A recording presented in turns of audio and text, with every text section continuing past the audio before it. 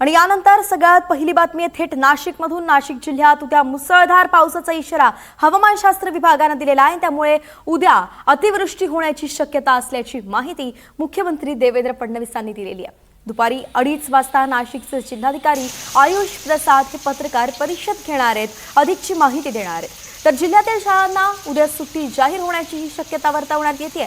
आज संध्याकाळपर्यंत त्या संदर्भातला निर्णय येऊ शकतो।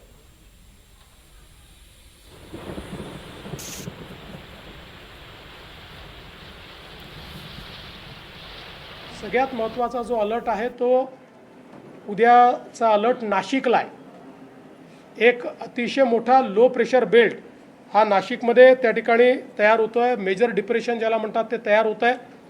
या मेजर डिप्रेशनमुळे जो काही नाशिक आणि त्र्यंबकेश्वरचा मधला भाग आहे या भागामध्ये ढगफुटी उद्या संभावित आहे किंवा त्या प्रकारचे निर्देश आपल्याला प्राप्त झालेले आहेत।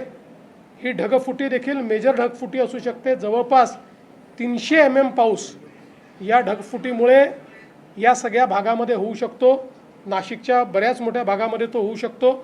त्या दृष्टीने जिल्हा प्रशासनाने मोठ्या प्रमाणात तयारी केलेली आहे।